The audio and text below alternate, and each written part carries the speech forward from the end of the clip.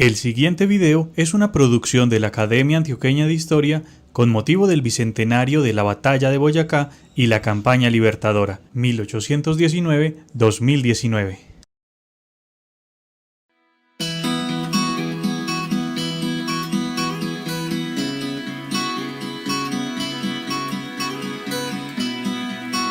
Saludos, soy Víctor Ortiz, soy miembro correspondiente de la Academia Antioqueña de Historia y en esta oportunidad vamos a aprovechar todas las festividades del bicentenario de la Batalla de Boyacá. Los vamos a llevar por un viaje histórico, vamos a hablar de personajes, de fechas, de lugares que hicieron decisiva estos elementos para nuestra historia. Acompáñenos entonces para que reconozcamos nuestra historia y tengamos la oportunidad de conversar y tener entonces claridad sobre algunos temas. La colonia española. Para hablar del bicentenario de la Batalla de Boyacá necesariamente tenemos que hablar de antecedentes. Y cómo no recordar todo ese proceso que en nuestra historia llamamos la colonia española. La colonia española no fue otra cosa que aquello del dominio español, el dominio de la corona española en estos territorios que eran denominados como el Nuevo Reino de Granada. Esto comenzó entonces más o menos en el año 1500 y terminó hacia el año 1810. Hablamos de más de 300 años de dominación de esta corona. No es fácil determinar de forma absoluta cuándo termina la conquista y cuándo inicia el llamado periodo de la colonia. La mejor manera de definirlo es el momento en que se disminuyen las incursiones militares y empiezan a establecerse asentamientos con propósitos productivos. En este periodo, la corona española crea instituciones para apoyar el desarrollo de las poblaciones. A mediados del siglo XVI se establecen las bases sociales y económicas de lo que actualmente es Colombia. En este periodo se construyeron las primeras ciudades, iglesias, escuelas y universidades. Se montaron las primeras imprentas y se publicaron los primeros libros, como diccionarios y geografías. Además, llegaron profesores y misioneros. España manejaba la tierra, la agricultura, la minería, el comercio y la administración pública. Crisis de la colonia española. El llamado sistema colonial español entró en crisis en la transición del siglo XVIII al siglo XIX. Sembrado el descontento por ciertos sectores sociales, la agricultura y la economía estancadas, los caminos dañados y la educación deficiente eran factores que se agravaban al sumarse los impuestos y los monopolios estatales de las actividades productivas que generaban el descontento de los criollos ilustrados. Los criollos ilustrados. En la primera década del siglo XIX comienza a haber brotes de insatisfacción por todos los territorios en América. Estaban entonces insatisfechos en la manera como la corona portuguesa, pero también, por lo que tiene que ver con nosotros, la corona española, estaba manejando los territorios. Comienzan entonces a haber un grupo de personajes que comienzan a germinar la semilla de la independencia. En la primera década del siglo XIX, empiezan a concretarse sentimientos de insatisfacción y protesta en varias regiones del país contra la corona española. Todo a partir de las profundas divisiones que se dieron entre los españoles nacidos en la península y los criollos, sobre todo por motivos ideológicos e intereses personales. Esta vez, el descontento partía de la élite de los criollos. A esto se sumó el sentido crítico que implantaron los métodos educativos introducidos por los Borbones. La expedición botánica también había creado un ambiente de análisis sobre la realidad del país. Un grupo de santafereños y caucanos ilustrados se reunían en Bogotá, en la tertulia del Observatorio Astronómico, conformada por Camilo Torres, José Acevedo Gómez, Antonio Nariño, Antonio Baraya y Francisco José de Caldas, entre otros. Varios habían sido discípulos de don José Félix de Restrepo y de don José Celestino Mutis, de quienes no solamente recibieron valiosos conocimientos científicos y filosóficos, sino que aprendieron a analizar y a tomar posición frente a los hechos. La importancia de este grupo es que supo orientar sus discusiones y sus trabajos a evaluar la situación que se vivía en la sociedad, a proponer caminos alternos y a comprometerse en acciones concretas.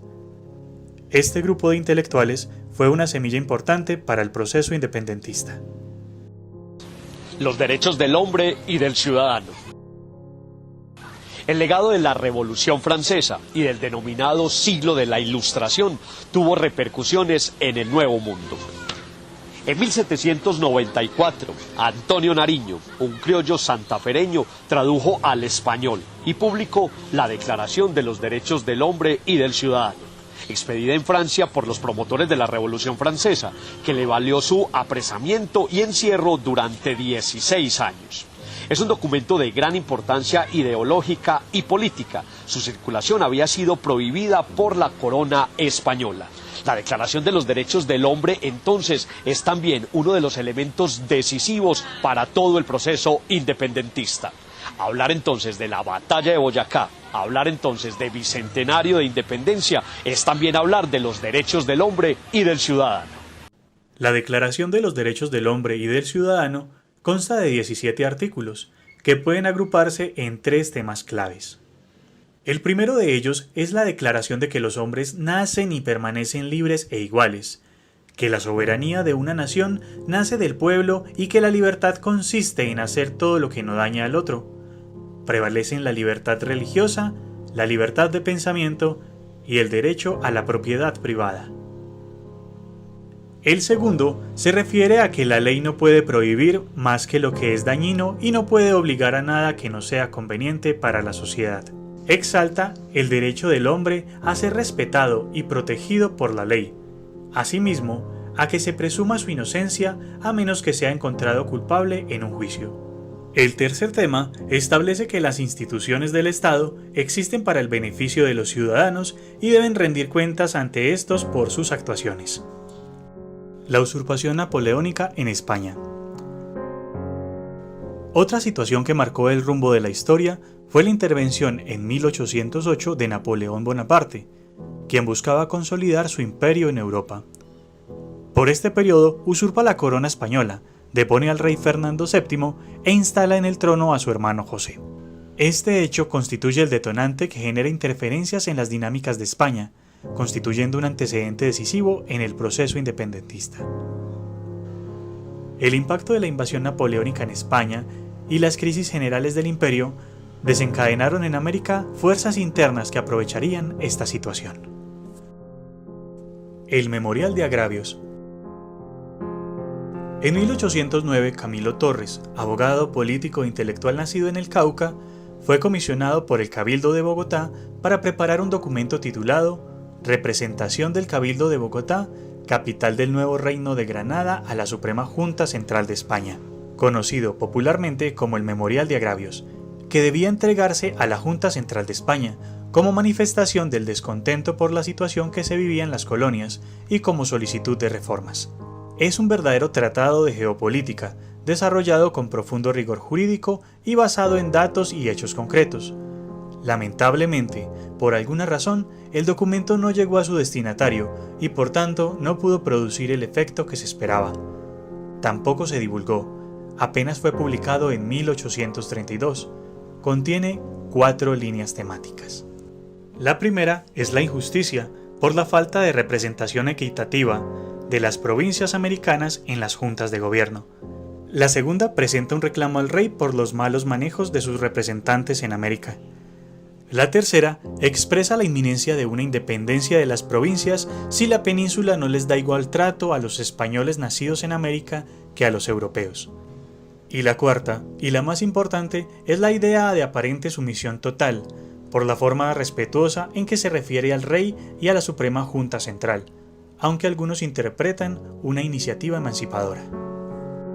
El Grito de Independencia, 20 de julio de 1810. El 20 de julio de 1810, un incidente entre un chapetón y un criollo generó un levantamiento popular en Santa Fe de Bogotá, contra el virrey y su estructura de gobierno. El pueblo pidió el cabildo abierto. El virrey Antonio José Amari Borbón lo negó, pero finalmente accedió a esa petición ante la alta presión popular. El cabildo terminó declarando la independencia del gobierno español y constituyendo una junta de gobierno que reemplazaría al virrey. La declaración no tenía un carácter de absoluta, pues se invitaba a Amari Borbón a que presidiera la junta y se reconocía como rey a Fernando VII, siempre y cuando viniera a gobernar en América. Amari Borbón no aceptó el nombramiento, fue encarcelado y luego expulsado con su familia y buena parte de su corte. Los insurgentes crearon la Junta Suprema de Gobierno para que se encargara del manejo del gobierno local ante la ausencia de las autoridades españolas. Hablar de un bicentenario es hablar de 200 años. Y hablar del bicentenario de la batalla de Boyacá es hablar de uno de los momentos más importantes en la historia de nuestro país. Pero precisamente hablar de ello conlleva muchos temas. Este es el momento para que hablemos de personajes, datos, fechas, historias, pero lo más importante, recordar y hacer un buen ejercicio de memoria. La Primera República. La Junta Suprema de Gobierno, conformada en Santa Fe de Bogotá, convocó a un Congreso de Diputados que redactara la Constitución de la nueva República. El Congreso, reunido en diciembre de 1810 en esta ciudad, fracasó, pues solo asistieron 6 provincias. Las demás se declararon independientes y soberanas. El presidente de la Junta, Jorge Tadeo Lozano, proponía que se organizara como confederación descentralizada. Antonio Nariño, quien era centralista, se opuso. La pugna terminó con la renuncia de Lozano a la presidencia, el nombramiento de Nariño y la ratificación del régimen centralista para la nueva república, que quedó conformada finalmente por Cundinamarca, Popayán, Quito y Villa de Leyva. Camilo Torres era defensor del esquema descentralizado, lideró el régimen federal para otra nueva república bajo el nombre de Confederación de las Provincias Unidas de la Nueva Granada. En noviembre de 1811 fue firmada en Tunja el Acta de Constitución por Antioquia, Cartagena, Neiva, Pamplona y Tunja.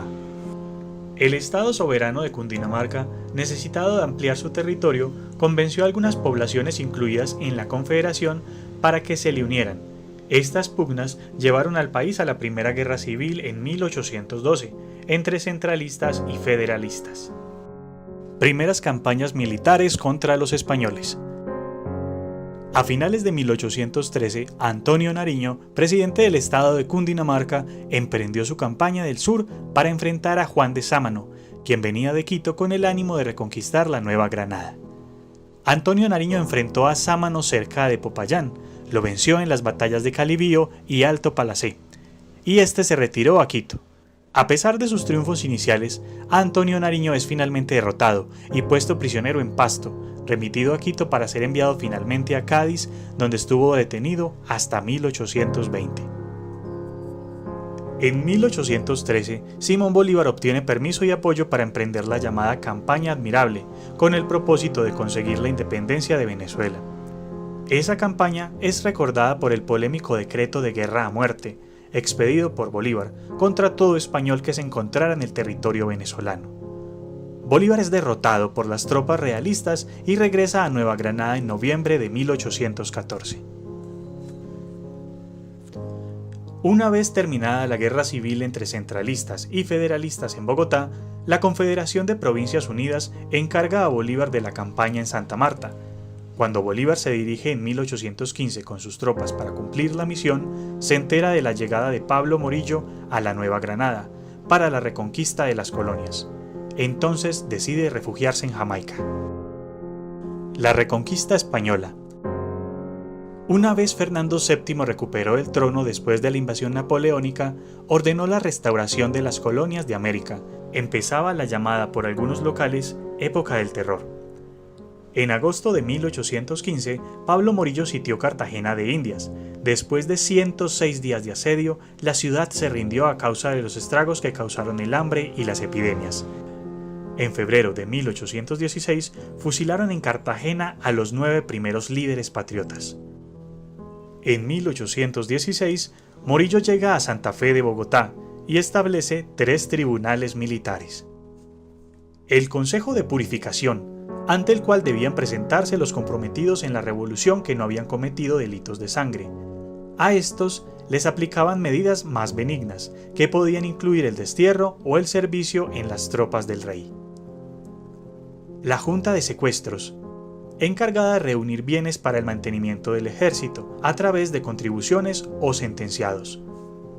El Consejo de Guerra Permanente, que tenía por objeto juzgar a los independentistas que hubiesen cometido delitos de sangre.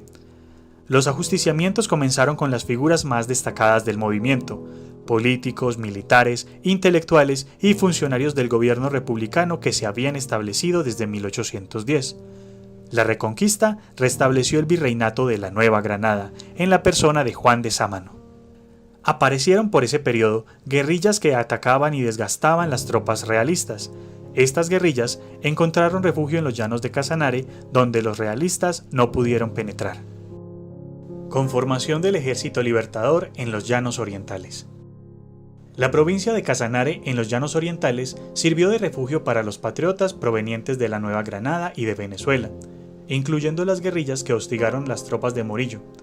Adolecían de falta de unidad, pues los caudillos actuaban según su criterio sin un ordenamiento general. Francisco de Paula Santander empezó a visualizar la posibilidad de organizar un gobierno en el exilio. Bolívar comprendió la importancia de esta iniciativa y lo nombró jefe supremo de la provincia de Casanare, con el encargo de organizar un ejército. Santander reunió un ejército de 2.000 hombres bien armados. Con escaramuzas distrajo al general José María Barreiro, jefe del ejército español, en el camino principal de entrada a la sabana de Bogotá. Decidieron emprender la campaña contra el virrey Juan de Sámano. Saliendo del Casanare, cruzando la cordillera de los Andes por el camino poco usado que iba desde Mantecal en los Llanos Orientales hasta Morcote y Playa en el altiplano cundiboyacense. Mediante correspondencia, mantenían informado a Bolívar acerca del estado de la política y las acciones militares españolas en el país. Combate de Paya, cruce de los Andes.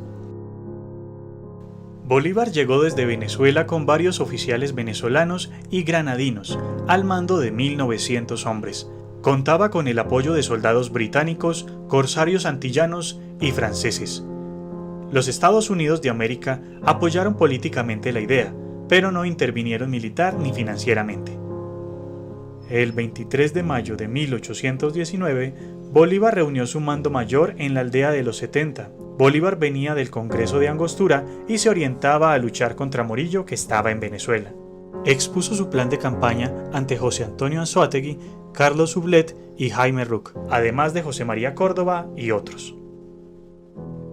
Salieron de Mantecal el 27 de mayo de 1819. El avance era difícil, pues los llanos estaban inundados, sin caminos transitables y los ríos crecidos. Cerca de Guasdualito cruzaron el río Arauca. Santander los esperaba en los llanos de Casanare al mando de 2.000 infantes y 600 jinetes bien armados. Los dos ejércitos se encontraron en Tame el 10 de junio de ese año. Allí la tropa pudo descansar y alimentarse. La campaña empezó el 15 de junio de 1819, cuando se encontraron con tropas de José María Barreiro en Paya, las cuales derrotaron con facilidad. Seguía lo más difícil: ascender la cordillera de los Andes por caminos muy estrechos y pantanosos, por donde era difícil el avance de la tropa, de sus provisiones y de los cañones que llevaban. Con grandes penalidades, muchos soldados enfermos y varios muertos alcanzaron el páramo de Pisba y bajaron a la población de Socha el 6 de julio en la provincia de Tunja. Allí fueron acogidos y hospedados por la población, pudieron descansar y reabastecerse. Batalla del Pantano de Vargas. José María Barreiro se retiró a los molinos de Bonza con la intención de retroceder a Bogotá. Bolívar le corta el paso situándose en los corrales de Bonza, entre Duitama y el río Surba. La población de esta localidad apoyó al ejército de Bolívar con ropas, alimentos, armas y hombres. Finalmente, los dos ejércitos se encuentran el 25 de julio en un sitio estrecho llamado Pantano de Vargas. Bolívar quedó en posición difícil tanto para luchar como para retirarse. Barreiro lo atacó de frente. Jaime Rook respondió y frenó las tropas de Barreiro. La lucha continuó. Las fuerzas patriotas, en situación cada vez más difícil, se iban a retirar, cuando Juan José Rondón, al frente de 14 llaneros lanceros, produjo una carga fulminante contra los realistas, los dispersó y los puso en fuga. 500 realistas quedaron en el campo entre muertos y heridos. La tropa realista se desanimó. Batalla de Boyacá. Estamos hablando entonces del bicentenario de la batalla de Boyacá. Pero ¿cuál fue realmente su importancia? ¿Por qué entonces es tenida en cuenta en este proceso independentista? Esta y otras respuestas las encontraremos aquí. José María Barreiro trató de tomarse Paipa para continuar a Tunja. Bolívar se tomó Tunja y se apropió del cuartel. Consiguió armas y vestuario. Cuando Barreiro se dio cuenta, trató de llegar a Santa Fe por el camino de Cómbita y Motavita. Bolívar reacciona con rapidez y ordena a sus tropas bloquear el camino en el puente del río Teatinos, también llamado de Boyacá.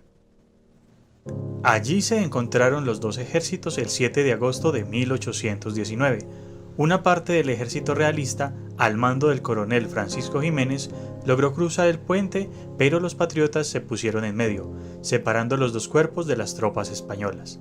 Santander, por el ala izquierda, enfrentó a las tropas de Jiménez. Anzoátegui, por el centro y a la derecha, se enfrentó a las tropas de Barreiro. Bolívar dirigía las acciones desde el alto de una roca, equidistante a los dos sitios. Los realistas, al verse envueltos por el frente y la retaguardia, se desesperaron y trataron de huir, pero Barreiro, Jiménez y 1.500 soldados con sus caballos y equipos fueron hechos prisioneros. En menos de una hora Barreiro y Jiménez fueron derrotados. El destino de la Nueva Granada había quedado sellado. Algunos soldados realistas consiguieron huir y llegaron a Bogotá. El virrey Sámano al principio no dio crédito a la noticia, pero cuando comprendió la realidad, huyó hacia Cartagena, donde trató de reorganizar sus fuerzas políticas y militares. Liberación de las provincias de Antioquia y Cartagena. Después de la batalla de Boyacá, el ejército libertador ocupó Santa Fe de Bogotá y los territorios vecinos. Los españoles expulsados de la capital establecieron un gobierno provisional en Cartagena, desde donde continuaron controlando el río Magdalena, el río Atrato, la provincia de Antioquia, la costa atlántica, gran parte de la costa pacífica y las provincias del sur. Su intención era emprender una acción envolvente para recuperar la Nueva Granada. Antioquia era un enclave estratégico para enviar expediciones a despejar el Bajo Magdalena y conquistar los puertos del litoral caribe. Con esa intención, Simón Bolívar nombró gobernador de Antioquia al teniente coronel José María Córdoba, que contaba solo con 20 años de edad, y le encargó consolidar desde allí la independencia. Córdoba controló su tierra natal sin disparar ni un solo tiro, pues el gobernador español, Carlos Tolrá, huyó hacia Cartagena. Córdoba se estableció en Río Negro y organizó un ejército de unos 400 hombres. El jefe militar español Francisco Guarleta invadió Antioquia por el norte, con unos 350 hombres, y tomó posesión del territorio entre Zaragoza, Yarumal, San Andrés, Angostura y Carolina. Córdoba envió su ejército para enfrentarlo. Él mismo comandó la expedición, a pesar de que las lesiones sufridas en un accidente le impedían cabalgar. La operación militar decisiva tuvo lugar el 12 de febrero de 1820 en el sitio Chorros Blancos, cerca de Yarumal. En ella, las tropas patriotas resultaron vencedoras, sellando el proceso de independencia de la provincia de Antioquia. La victoria antioqueña permitió también el tránsito de las tropas patriotas por el río Magdalena. El general venezolano Mariano Montilla llegó a Cartagena y estableció el sitio de la plaza el 14 de junio de 1820, que se extendió el resto de ese año. En enero de 1921, el general José Padilla entró a la bahía de Cartagena por el Canal del Dique para apoyar el ataque. El asedio continuó hasta el 24 de junio de 1821. Padilla atacó a fondo la flota española y entró a la ciudad, en la llamada Noche de San Juan, logrando la captura de Cartagena. República de la Gran Colombia, Congreso de Angostura, Constitución de Cúcuta.